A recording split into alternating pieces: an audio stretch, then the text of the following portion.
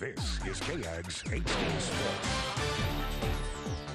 Well, now what? That's the question most Aggie fans have been asking since the Maroon and Whites lost Saturday at home to Auburn. When the schedule came out, it seemed an early home game with Alabama and road games at Ole Miss and LSU would be Texas A&M's biggest challenges. But a surprising 5-1 Auburn team put up 45 points on the Aggs and left College Station with a 4-point win. So now the Aggies must try and salvage the season, already with 2 conference losses in 4 conference games. This loss will determine what type of team you are. A lot of teams, after a loss like this, go straight downhill. He just told us that we still got a lot of football to play, and we got to be ready to come back next week and work. Coach Sumlin does a great job of coaching us and telling us, it's about us. We're not worried about what's going on with everybody else. We just want to be 1-0 at the end of every week, and in doing so, and we can just form and create our own destiny. Whether we go here, go there, wherever we play, we're just trying to win. That's all we're trying to do. Up next, the 16th ranked Aggies host the Vanderbilt Commodores. Vandy comes in fresh off an upset against Georgia. Saturday will also be the first meeting between the Aggies and Commodores. Get the tailgating breakfast started early. That game kicks off at 11:21 in the morning. No defense in Saturday's game between the Aggies and Tigers, but that wasn't the case for the Cowboys against the Eagles yesterday in Philadelphia. Dallas held the Michael Vicklis Eagles to 3 points on the afternoon, while Tony Romo threw for 317 yards and 1 touchdown pass, giving the Cowboys a 17-3 win against the banged-up Birds, which moved Dallas into sole possession of first place in the NFC East. The news, not as good for the Texans. Former Houston Cougar Case Keenum made the first start of his NFL career for the injured Matt Schaub, and early on he looked good.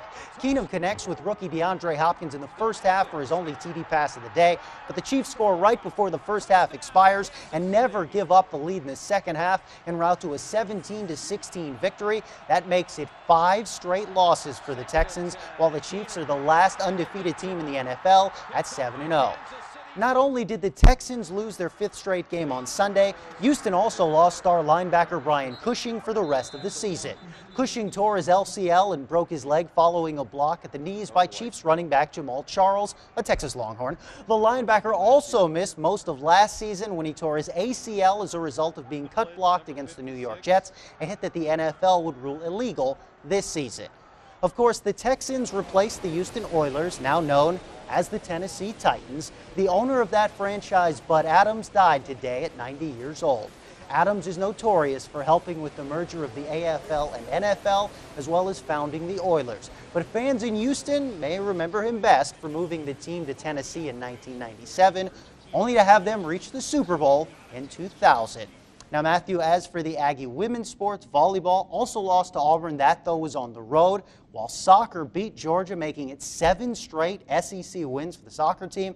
And no word, this is the big news, on Johnny Manziel's apparent shoulder injury as of right now.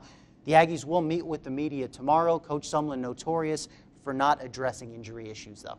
So what are the big things we're expecting to hear out of that press conference tomorrow? Well, the thoughts are obviously, again, much of what they said is where they go from here. The injury status of a linebacker like Darian Claiborne, who went down, as well as Manziel, a big question mark. Sumlin probably won't address those. So it's more so probably going to be basically where the team goes from here. With 2 losses, all chances of a national title seem lost.